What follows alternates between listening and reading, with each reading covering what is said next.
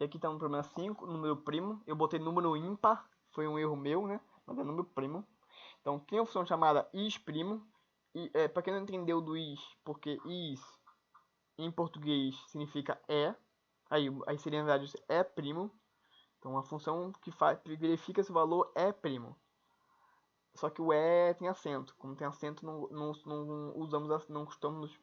usamos acentos em nomes de variáveis, nome de funções em Python. Então a gente bota o is primo porque fica mais fácil de entender, já que você não tem um acento.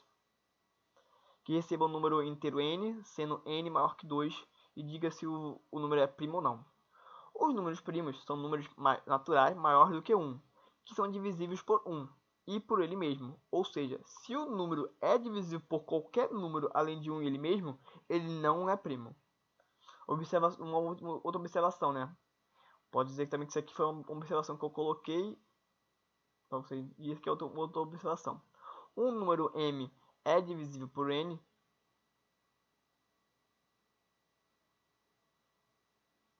Eu deveria colocar. É melhor colocar assim, que nem eu fiz no outro, né? Um número n é divisível por m se o resto de divisão for zero. Não existe nenhum primo maior do que 2. Maior que 2 e par. Então, se o número for maior que 2 e ele for par, ele não é primo. Então eu já tenho coisas para dizer sobre como ele não ser primo, né? Então, certeza que qualquer número par acima de 2 não vai ser primo. Então eu não preciso ficar. Posso fazer de uma forma que não preciso ficar verificando valores que são pares. O arquivo de entrada contém um valor inteiro n. A saída imprime a mensagem conforme o exemplo fornecido. Existe outras formas de verificar se o número não é primo. Além do que verificar se ele é par maior que 2. Existem outras regras para verificar se o número é primo ou não. Não incluir essas regras porque são regras que acabam, pode dizer assim, se eu colocar essas regras, eu não preciso usar muitas vezes a estrutura for ou repetições. Só que eu quero usar a estrutura de repetição. Então essas regras acabam se tornando, pode dizer assim, facilitam tanto que não faz com que eu não trabalhe que eu quero aqui nessa questão. Mas, de novo, o que eu faço aqui, na verdade, é só um trabalho de raciocínio, de um pensamento lógico. Não quer dizer que o que eu faço aqui seja o melhor programa, a melhor solução para aquele tipo de problema. Não, é uma solução para aquele problema que trabalha de forma lógica a programação. Pode não ser melhor, porque às vezes a melhor forma é muito complicada para ser escrita em programação. E aí demora um pouco mais de tempo. Então eu gosto de fazer formas que sejam simples e que não me tomem muito tempo. Então vamos lá, eu sempre começo pelo meu programa principal. E eu vou receber o número inteiro n. E n int input digite um valor inteiro maior que 1. E aí eu quero verificar se esse número é primo ou não. Como aqui eu quero só verificar se ele é primo, eu não quero retornar para meu programa principal nada disso. Eu não quero armazenar se ele é primo ou não. Eu só quero dizer se ele é primo ou não. Porque eu não vou usar essa ideia de ser primo ou não em nada aqui no meu programa. Então eu posso também usar. Se eu usasse, aí seria bom armazenar. Mas como eu não vou usar, eu não vou armazenar nada. Normalmente armazenamos como nós voltamos valores únicos, quando normalmente quer um único valor, a gente normalmente retorna. Mas quando a gente não quer isso, tipo agora, não quero isso, só quero imprimir, só quero saber se é primo ou não. Então não vou retornar nada. Is ímpar. Passo n. Então quero verificar se n é ímpar. Então agora eu vou fazer meu subprograma.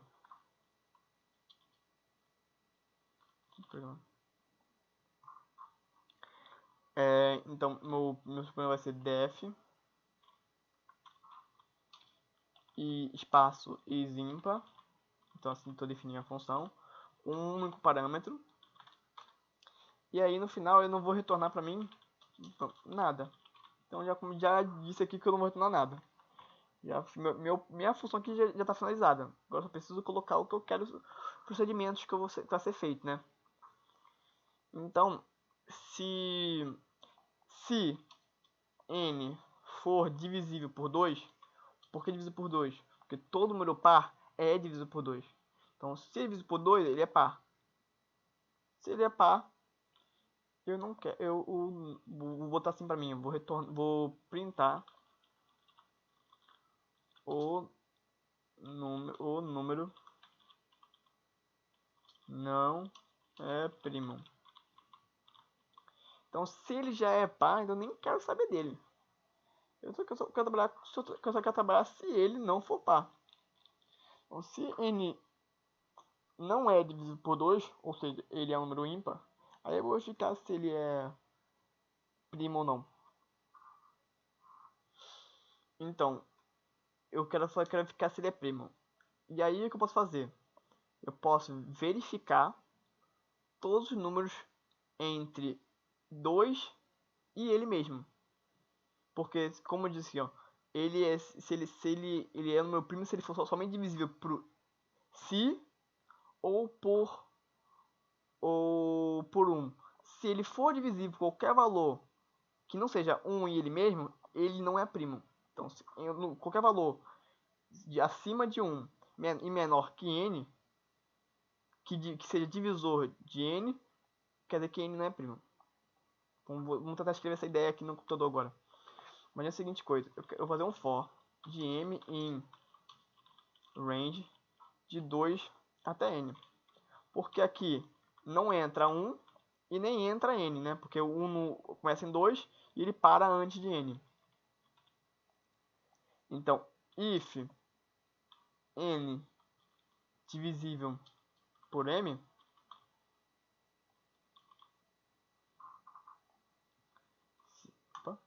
se m for dividido por m, então o meu número não é primo, porque se for divisível, quer dizer, aqui, ó, se n dividido por m der resto igual a 0, ou seja, ele é divisível por n é divisível por m, eu vou botar o número não é primo. Se acontecer, o número não é primo.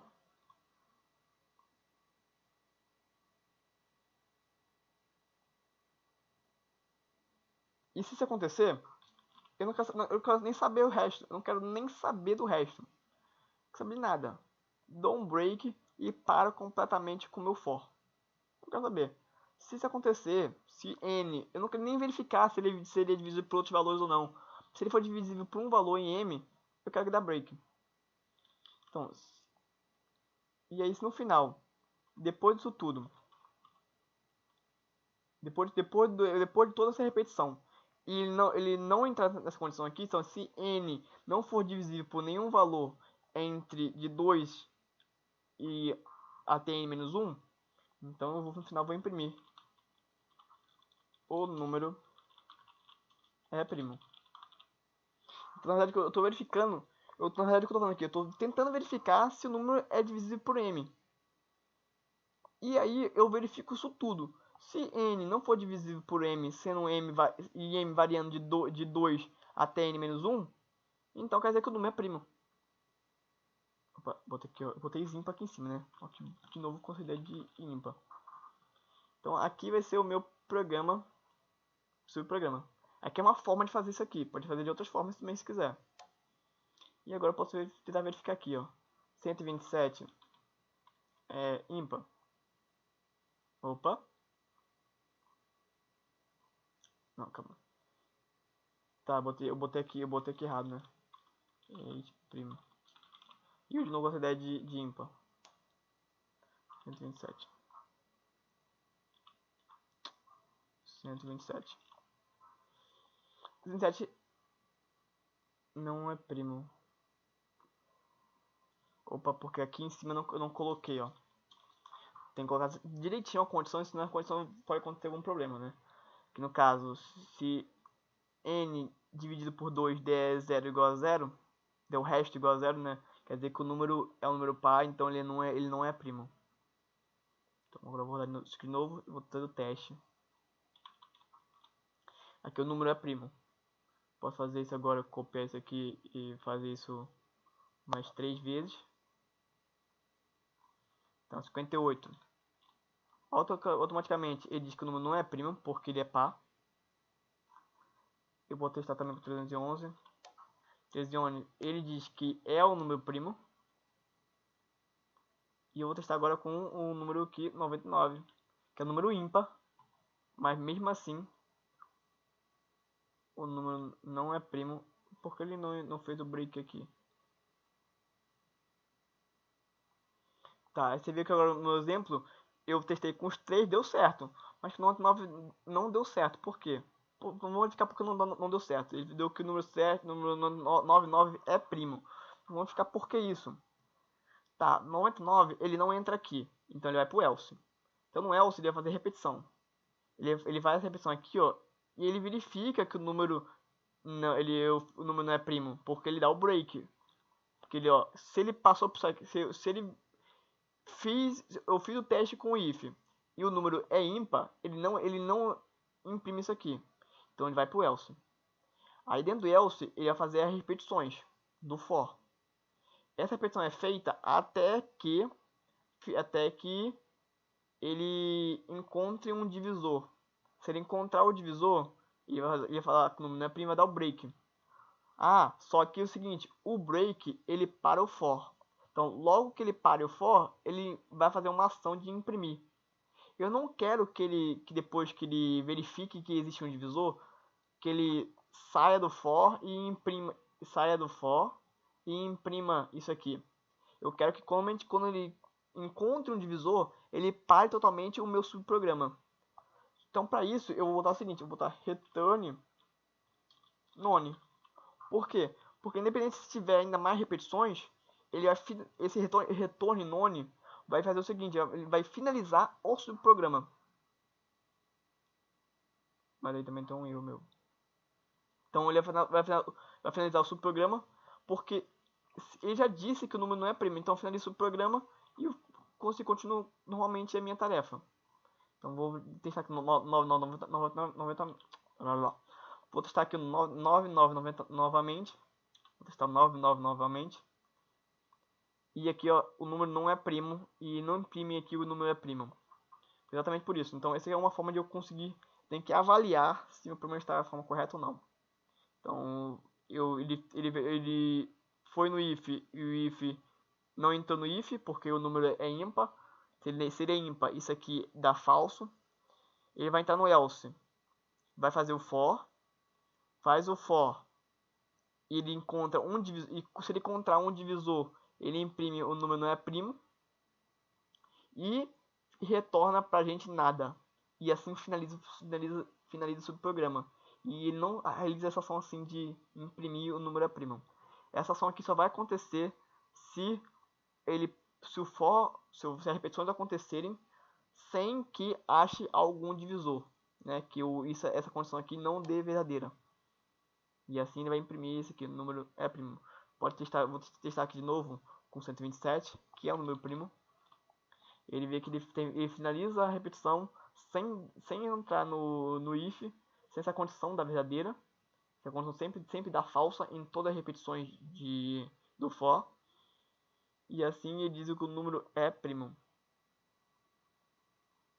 E todos dão correto, exatamente como dá o exemplo aqui. Por isso que eu peço que vocês testem todos os exemplos, porque às vezes você não testa os exemplos e isso vai dar correto, só que dá correto para alguns casos, não para todos. Eu quero que dê para todos. Então vai dar correto para o número par, para o número ímpar e para números primos.